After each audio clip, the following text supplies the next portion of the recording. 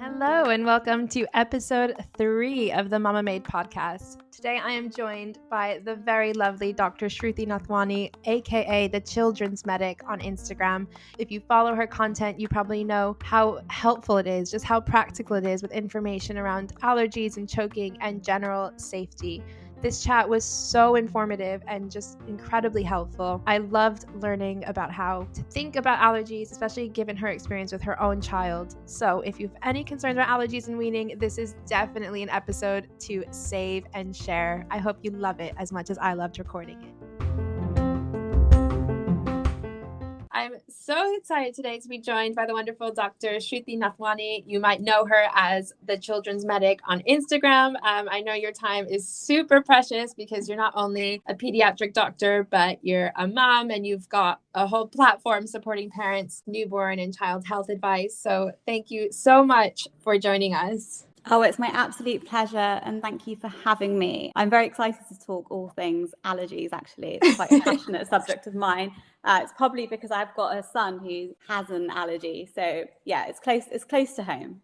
Oh, well, that's just amazing. So maybe if for anyone who doesn't follow you yet, but should do after they've heard this podcast, could you tell our listeners just a bit about yourself and a bit more about your son and even your professional journey? Yeah, absolutely. So I've been working for the NHS for just over 7 years as a paediatrician. And it was actually just before I got pregnant with my son that I thought I'd set up a page which would help give evidence-based information to parents about all subjects relating to babies, infants, toddlers, children. And it was actually after he was born where I realised there was a huge gap between sort of the information I knew as a doctor and what mums and dads kind of wanted to know. And that's how the Children's Medic came about. And it's literally about giving that support, you know, when you're at home and you're really worried about your child and you don't know what to do. So it's sort of like a resource that parents like to use for helpful, supportive information. Absolutely. And what's great about your resources is you do amazing reels, which makes it, it's just so easy to digest the information that you're putting out there. Because a lot of times when you're reading, your eyes can get a bit crossed. Also why we've wanted to do this podcast to help parents really digestible ways of getting this information. And so, for today's episode, we're talking about all the safety elements of weaning. We know that when it comes to weaning and introducing solids for the first time, parents can just feel extremely anxious around their baby's well-being. You've gotten the kind of milk feed sorted up to this point around 6 months, but you want to make sure that you don't do anything that's sort of, going to set everything off the rails. It can be extremely daunting. So we just thought today we'll bring on an expert like yourself, Dr. Shruti Nathwani, and we will just go through all of these topics to make sure everyone feels confident about introducing solids very safely. And so I thought we'd start literally the number one question we get in our DMs is around allergies and parents being quite worried about maybe their baby having an allergy already that they know about, or will their baby develop an allergy? So let's just set the stage first. How common are food allergies actually in babies and toddlers? Yeah, so in the UK, around 5% of children under the age of 2 have diagnosed food allergies. And most commonly, they tend to be sorts of cow's milk allergy, egg allergy, or peanut allergy. And how sort of mild or severe are these allergies typically for these most common ones? As you said, the cow's milk, egg, peanuts. What should parents be worried about in terms of how severe or not? So that's a little bit of a tricky question in that diagnosed allergies can vary from child to child in terms of severity. But I think that's something we should probably dive right into in terms of what you kind of expect with a mild, moderate or severe reaction, and when you should sort of seek help for that allergy. Because I think that's sort of what you're trying to ask, that what are the symptoms that parents should expect or see when looking for a potential allergy? Yeah, no, exactly that. Thank you for seeing through what I'm saying. Because I think also what comes up a lot is, either the allergy's already been diagnosed, let's say a cow's milk allergy that came out either through breastfeeding or formula milk up until 6 months. But for parents who maybe haven't had that come up yet, what are you looking out for? Are you sort of in the clear and then you're looking out for other things like nuts? Where should parents' head be, I suppose, when they start weaning? We start right from the beginning, just in terms of like, you've got your 6-month-old, you're going to start weaning, but you're worried about allergies, and everyone worries about allergies. I'm a doctor and a mum, and it didn't help a bit that I was a doctor. I was still a mum worrying about my child and where they're going to react to foods. So a really brilliant bit of advice that I can give is that weaning is a huge journey. It's not something you just do when they're 6 months and it's just done. It's a process. So you've got the time, use it, space things out. And what we like to say is that when you start weaning with solids at 6 months, you want to try an allergy maybe once a week, so an allergen.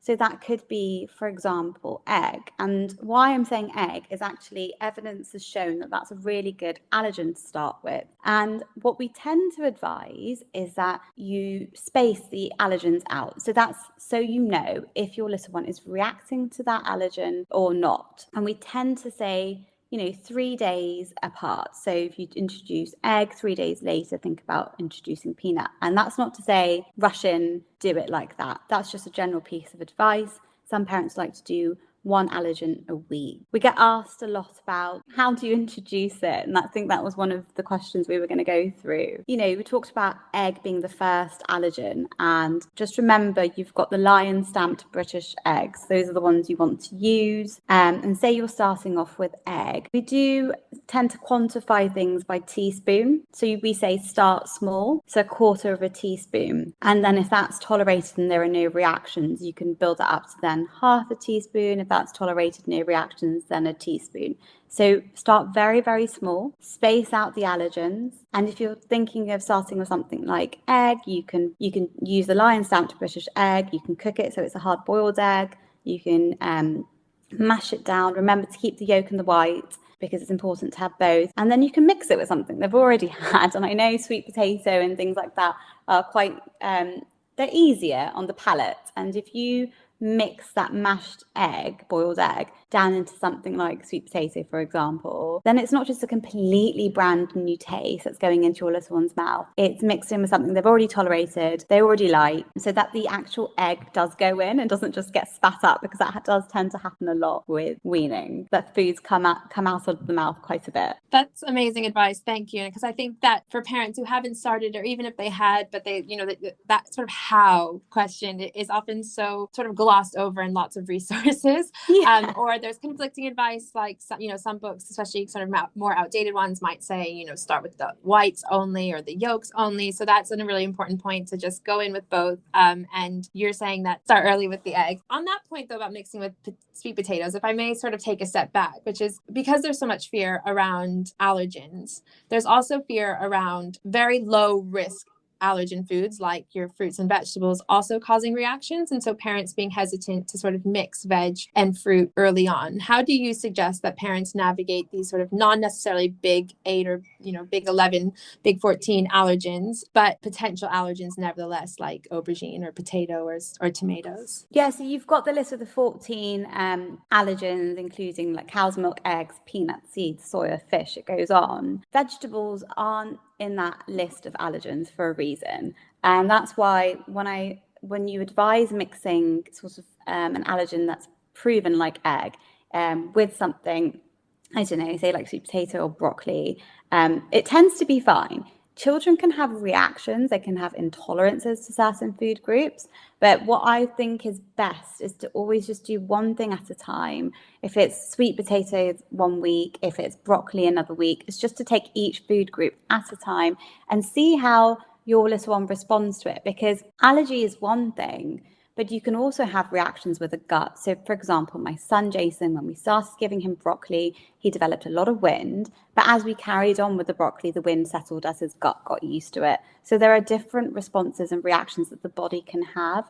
Some symptoms indicate an allergy, and some symptoms indicate maybe an intolerance, or just that your little one is getting used to it. It might be helpful for me to sort of go into detail about what symptoms you would expect with an allergy, so that we know what we're dealing with when we're introducing different food groups. Yes, please. That was that was the natural next question of the sort of, okay, fine. So what am I actually looking out for? I've given that bit of, that teaspoon of egg mixed in with a sweet potato. Yeah. How do I know? You have what we call immediate reactions and what we call delayed reactions. Immediate reactions can happen instantly up until 2 hours. They tend to, on average, happen at the 20 to 30-minute mark post ingestion of the allergen. And the sorts of things that you would be looking out for, number one, we categorize them into skin changes. So things like skin flushing, skin going red, rashes, hives, itchiness. So instantly there's irritation on the skin. Swelling. So you can get lip swelling, face swelling, tongue and throat swelling, which obviously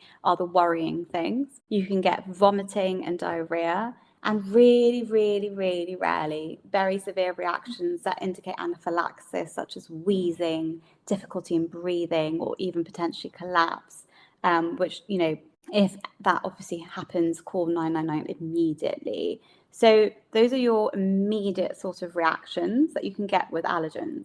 And then you can also get quite delayed reactions that are very, very difficult to identify because they tend to be persisting gut symptoms like constipation or mucus in the stool. And you could even have a reaction where your little one just rejects that food group because they know straight away that food group does not make them feel very well. That's really, really interesting that the sort of non-specific markers, things like, tummy upset or even your baby just refusing a food, could potentially indicate that further kind of exploration is needed. So what would you say are sort of next steps when you do identify a reaction? So I can give a story of my own son, Arthur, who the first time I gave him egg, he came out in hives everywhere, like all over his face, all over the trunk of his body. He was clearly in distress. I mean, it was almost immediate. And I thought, oh, okay. And, my nephew has an egg allergy. I thought, that's it. He's got an egg allergy. And I stopped giving egg. I rushed, to get a referral to a pediatrician who did a skin prick test. And lo and behold, he does not have an egg allergy. So I felt quite histrionic for having done that. That maybe I should have just reintroduced again. Maybe it was just that first time. So for moms like myself who, skew towards the histrionic and neurotic, or not even generally like worried about their kids, how do you react when you do see something that could potentially and just be a reaction? remember, worry is actually just us protecting our children. And most of us are worrying about them because we're caring about them and there's absolutely nothing wrong. And I, as a pediatrician, always say, like, if you err on the side of caution, that's fine.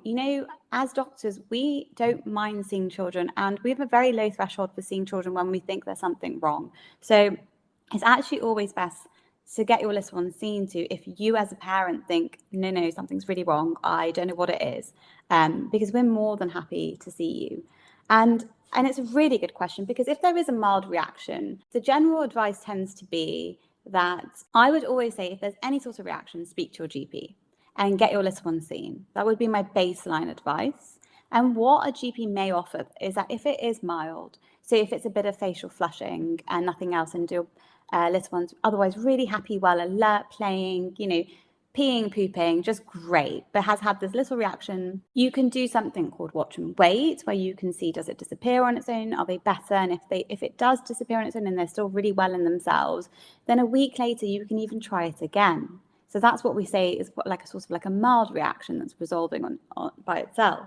But anything other than that, like mild to moderate to severe, you're going to seek help. You're going to get that medical attention. You're going to get on the phone to your GP and just going to say, this is what's happened. I'm not sure what to do next. And they will run through the history of your child. Because bear in mind, we're talking about lots of different babies who have lots of different backgrounds. And this is a really good time for me to probably say, if your little one has got eczema or a family history of food allergy or has food allergy themselves, you should be speaking to your GP before you start weaning, because they could be doing things differently with weaning. And I won't go into that too much because that's a conversation for you to have with your GP and it's very individualized. But what I'm saying is that not every baby is the same, and it's important that if they're having a reaction to a food group, let your GP know. So as even if it resolves and even if they're well, as it can be logged on the system as well. So if anything does develop or go wrong, you've spoken to a medical professional and they've given you some advice. Okay, that's really reassuring. And I think it's always nice to hear from a pediatrician like yourself that, you don't mind seeing babies that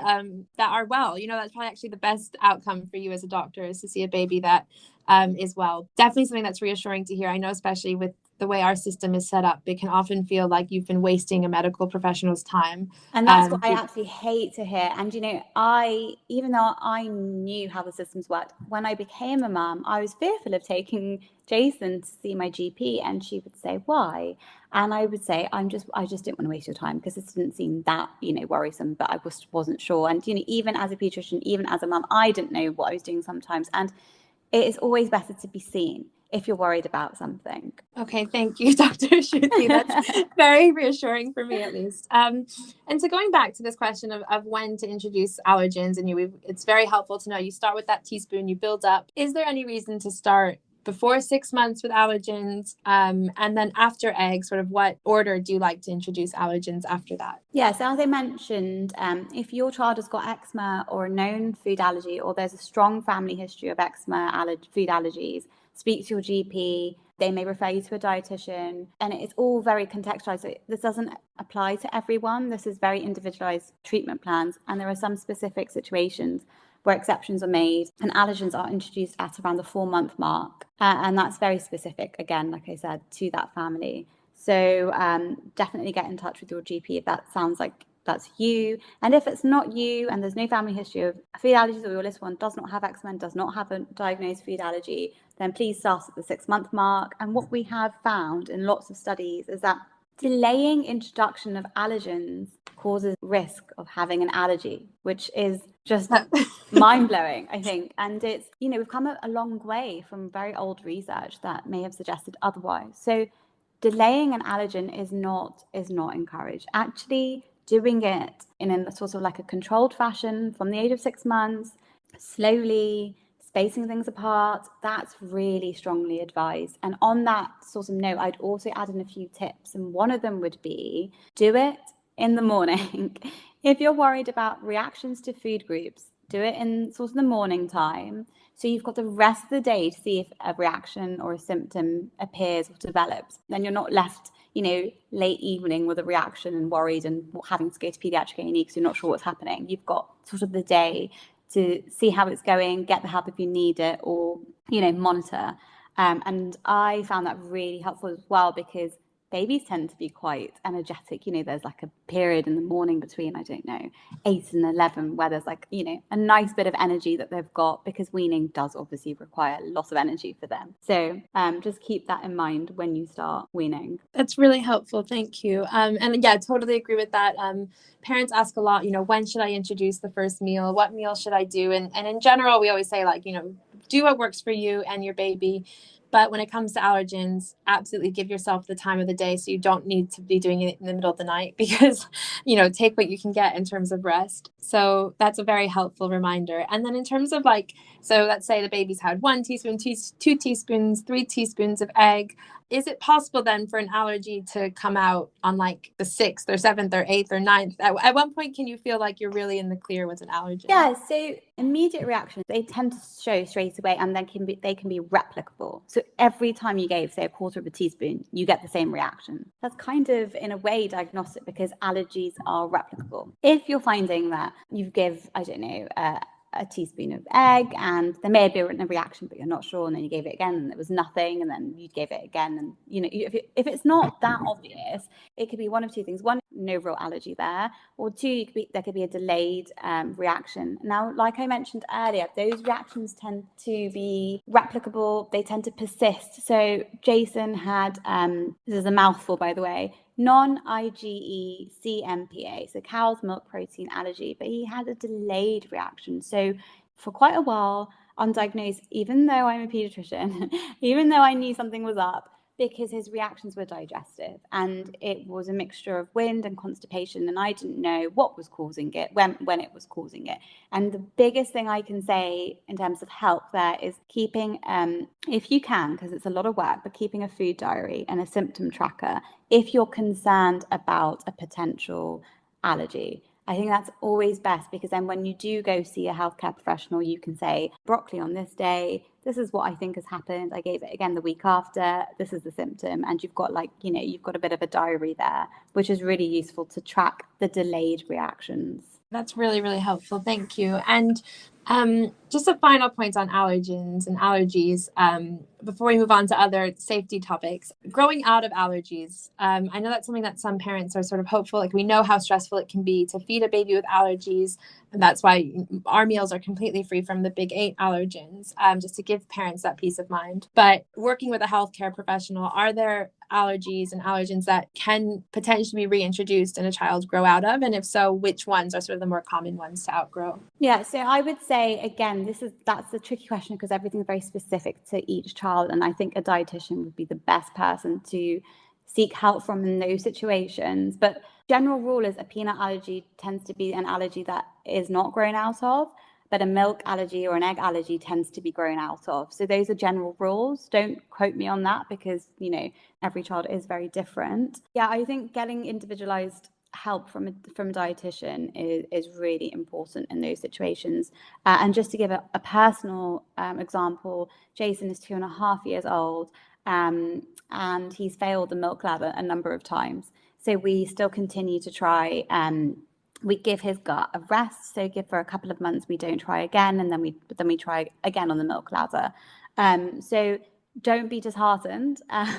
He's nearly 3, and he's still got a milk allergy. But we know with him, and as he grows, I think eventually he will grow out of it, and will keep persevering with that milk ladder. Absolutely. And in any case, in today's day and age, it's such a great time, so to speak, to have an allergy because of the number of products out there catering to people. So again, not to be disheartened. And we do get loads and loads of questions about what you've just mentioned, the milk ladder and egg ladder. So just to reiterate here, this is so specific to each child. So definitely seek help from your own healthcare professional and dietitian. Absolutely. So another thing that we know parents can get really worried about is choking, and particularly because baby-led weaning, especially in the UK, is so popular. In a way, it causes fear for people because of it starting with whole foods and parents being worried about choking. So let's just go to the actual basics. What would a baby be experiencing that would make you really worried about choking? Again, just to say, I was petrified of this as well. So it's a really good topic to run through. But with choking, usually because the airway is blocked, your little one will tend to go blue in colour. They can be quite quiet and silent, and they don't tend to have a cough that is effective, which means that they cannot dislodge that item that's blocking the airway. And it is scary. What we need to know, what we need to talk about today is gagging, because it looks different to choking. And with gagging, the tongue will go forward, the face may go red, you'll hear that spluttering and the sort of the gagging noise and the coughing noise. And it's a reflex that's it's protective for that airway. And, usually when this one's a gagging, it self-resolves and they are able to, work their way around whatever's just happened. Now, even me just describing that now, I know there are people listening thinking that's just scary. And it is. So I would actually strongly advise, if you're able, you can even just look on YouTube, but a first aid course before you start weaning is a really ideal thing to do, if possible. I know that's not going to be possible for everyone, but just having that bit of confidence to know that, okay, if I am in a situation where my little one is choking and I know what to do, or I've practiced it, or someone's shown me what to expect, then it just gives you a bit more reassurance that when you see gagging, you don't immediately think choking. And I think that's what the course will help, support. And again, if you're in these situations and you just don't know what's happening, or you think that your little one's choking, you've got to seek help immediately. And, overall, you will learn very quickly, as we all do, what is gagging, because it happens a lot. And the reason it happens is because that gag reflex is strong when your babies start weaning. It's more in the middle of the tongue. And as they grow and as they get more used to food, it tends to go further backwards. And it's, it happens less and less. It happens once they're getting more experience with the food, and it's a protective mechanism. So it's supposed to be there. And gagging, it's not, you can't just say it's a good thing, but it is protective and it develops that reflex. So it's very, very different to choking. Absolutely. It's a completely different sort of look on the child's face and what they're experiencing. And to your point about doing a first aid course, and that's always my number one recommendation, is to help get yourself confident, because how you react in a situation can really have an effect on kind of outcomes. I've certainly seen, my son choking and gagging and knowing kind of to stay calm when he's gagging, because he does work it out himself. It comes, flying out eventually, versus, he had a really bad cold recently and was like choking on his mucus, and how we sort of swept in to dislodge that for him. I was sort of like, oh, wow, thankfully I had done a course on first aid, because otherwise it is really frightening. And so it does, as you say, it doesn't need to be a huge investment on your part on time or in money. There's plenty on YouTube or TikTok, and we'll certainly be doing more on that topic as well, just to give yourself a bit of reassurance that you know how to manage a situation when it does come up. Yeah, and absolutely. Like there's so much out there in terms of resources. Just make sure whatever you're using, I think, is certified and is safe and has got all the right recommendations on there. The other thing to remember is that we say 6 months start solids, and that's fine if you've got a healthy baby that was born at term. But when that doesn't apply to everyone. So say, for example, your baby was premature at 6 months, they may not have developed the swallowing skills, the neck control. They may not be developmentally ready. So if you're unsure, if you think your baby is not able to sit up properly and hold their head and neck steady, even though they're 6 months old, for whatever reasons, that in itself is a risk for choking. So make sure that you speak to your healthcare professional if you're worried that you don't think your baby's strong enough yet, or their muscles aren't strong enough yet, and just get them seen. Because it could be that you're right, and it could be that developmentally actually they're not just quite there yet. And again, as I mentioned just now, if your baby was born and they were premature, then they will have different milestones, and that general age of 6 months may not apply to them. Such a great point, because it really is, weaning is sort of a skill like any other, but for some reason, we don't expect every baby to be crawling at 9 months. We find it normal if a baby's not walking by 12 months, but for some reason with weaning, we seem to think, at 6 months, they'll be totally fine with food. Whereas there are the 3 signs of readiness that we look for. And we've discussed that in the first episode of this podcast series, and certainly have lots of topics, lots of resources around that on our pages. So yeah, exactly that. Is not to feel like the 6 months is some line in the sand where this is when your baby's ready. Looking out for those signs and arming yourself with the resources that you can to know how to navigate. Yeah, and it's such a big experience, not just for your little one, but for parents. And it can be daunting in so many different ways. And that's why I said it's a journey. It's not that it starts at 6 months and it just ends. It goes on. It's a process. And just, when it comes to things like doing a first aid course, that's brilliant. But also things like, look at what you're giving, and is it a choking hazard? There are lots of resources that can show you the different food groups that are hazards, how to prepare foods. And I know you can have you can be spoon fed with purees, you can have, baby led weaning, you can have soft finger foods and all the rest of it. But just look at how you're preparing that food. It has to be safe for that airway, because again, that's another reason for little ones to choke. Absolutely. And on that note, I guess, any final thoughts that parents should think about when they are starting this weaning journey and going through it? Yeah, I think safety for me is, a number of different things. Safety is one. Is your little one well? Because imagine if you start weaning when they've got a cough and a cold and they're just really under the weather. It's not going to go very well. So don't do it. Don't introduce those allergens when your little one's not feeling well. Because how are you going to determine what the reaction is? If there's a rash, is that because of an illness? And if there's a rash, is that because of an allergen? This isn't just to apply to weaning. Don't wean your child if they're unwell. I'm saying don't introduce allergens when they're not well, because you won't be able to determine what reaction they're having. So that's my number one safety tip. And number 2, development. So look, as I said, does your child look developmentally ready? And if you can't make that judgment, or you're unsure, then please see a healthcare professional. You mostly will be able to look at your child and know they're sitting up now, they're holding their neck up. You can see that. That's all visual. But if you're worried, then get them seen, because if they're not developmentally ready, then that's a risk. And then 3rd, how you prepare your food, how they're sitting, all of those different things, they matter. So just be safe in your food prep, and just be safe in the way that you're doing weaning. These are great tips to end on, and just the reminder to yourself that, you know, it's normal to worry. We're all doing our best just to keep our kids safe and healthy. So if you'd like a hand in the process, Mamamade, we're definitely here to help. We've got mealtime coaches that you can speak to. We've got amazing allergen-free products as well for your family to explore. But mostly just a huge thank you to you, Dr. Shruti Nathwani, the children's medic on Instagram. Thank you for joining me on this episode. You've shared just some amazing insight, spoke so perfectly and eloquently on this topic that can be so frightening. I could listen to your voice all day long. Oh, I listen to yours. Thank you. I've not done many podcasts, as I said before, so I really enjoyed that. It was very different to doing, I guess, all the other things like the videos and things that I've done. It was nice, and I think it's such a good topic to do, because as I was talking to you, I was remembering all the fears that I had, and it was so long ago. And you just want to help people when you know that it's a scary process. Yeah, exactly. Like, it's scary, but it doesn't need to be overwhelmingly so. It's manageable. Yeah. It's easily navigated. And even if you do have an allergy, it's not like, you know, a death sentence. It's very manageable. It's just another thing to think about as a parent, unfortunately, in the never ending.